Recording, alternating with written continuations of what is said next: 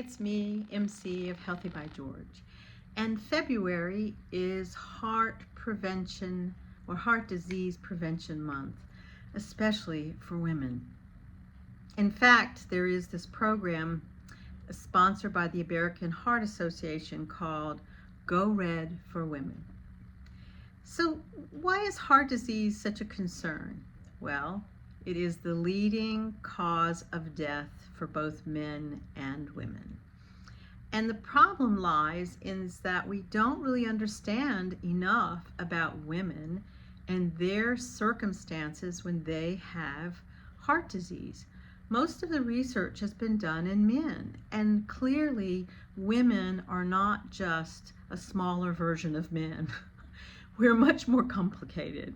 We have hormones, we have pregnancies, we have perimenopause, we have menopause, we have a different size heart and different size veins.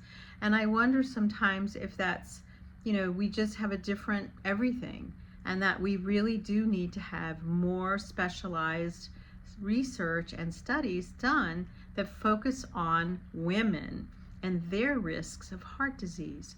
Because as we're learning more and more about our risk factors, we learn that when we're pregnant, we have a risk factor for high blood pressure, we have a risk factor for some type of gestational diabetes, which puts you at risk for heart disease and have a problem later in life if that occurred, if you have preeclampsia.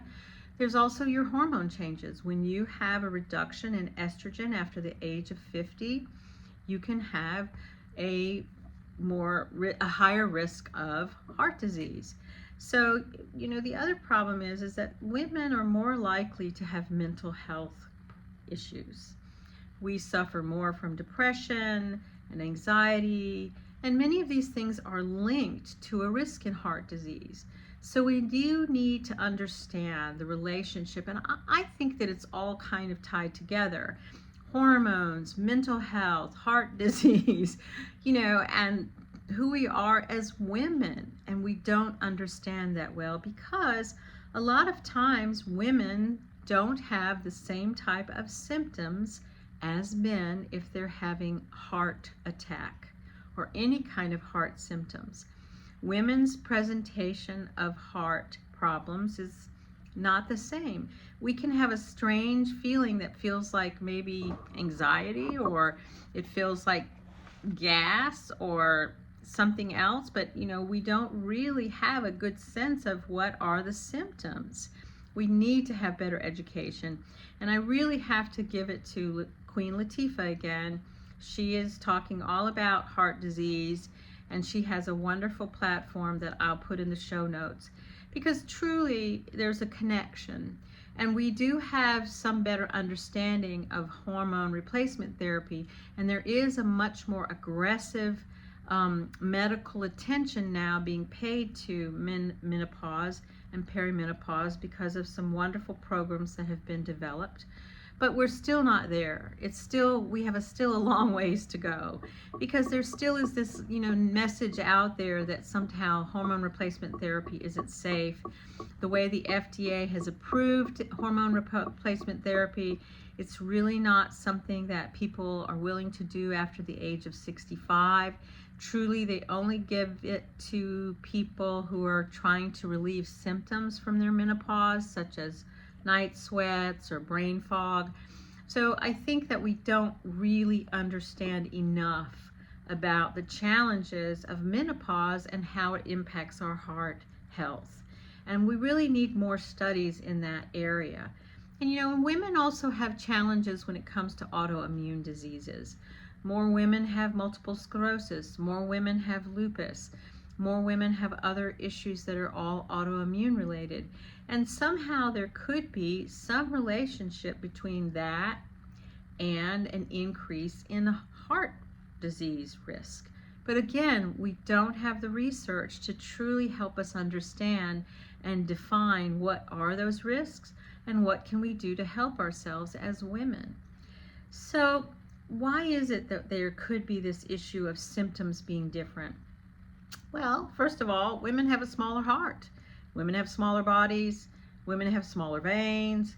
All of these things make it difficult because many women don't have a chest pain. They don't have discomfort like men in the left arm. It's not always present, so that's an issue. They will feel things like strange fatigue or lightheadedness, or maybe an on kind of back pain or neck pain or jaw pain, or they'll have some kind of strange pain, but it's not necessarily anywhere near where your heart is. Sometimes they'll have nausea, shortness of breath, or they may be feeling dizzy. So, if you have any symptoms that you don't know or feel that are just showing up, you know what? Don't ignore them. Go ahead, see your primary care provider. Even go to one of those urgent care centers.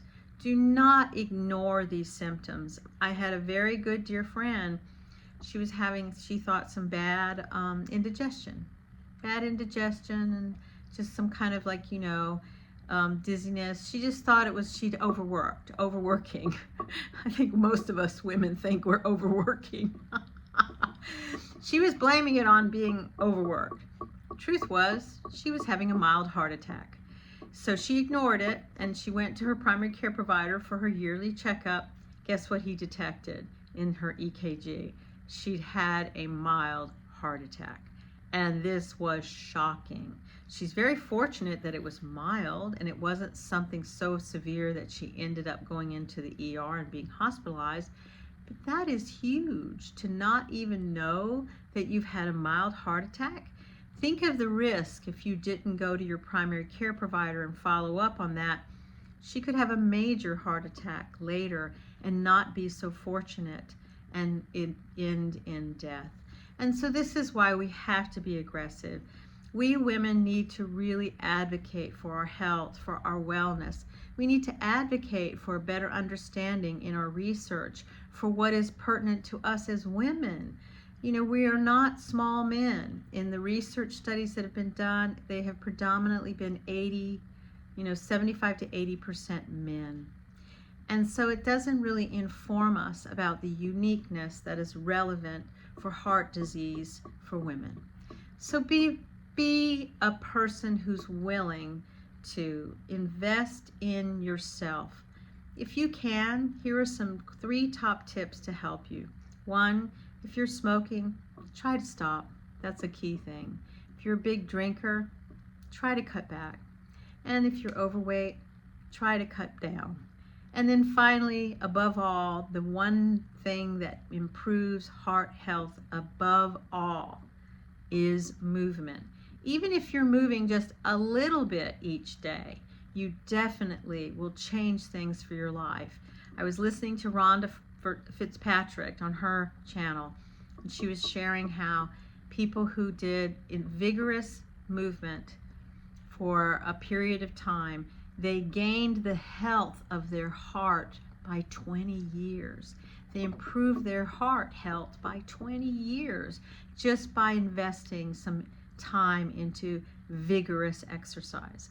So be well, my friends. We have this one precious life. Let's live it intentionally, and let's keep our hearts healthy. I'll leave some show notes of some platforms that you can check out, and we'll follow up because this is our Heart Health Month of February. Bye-bye. Check me out every Thursday and Sunday, and don't forget to subscribe. I'd love to see you here.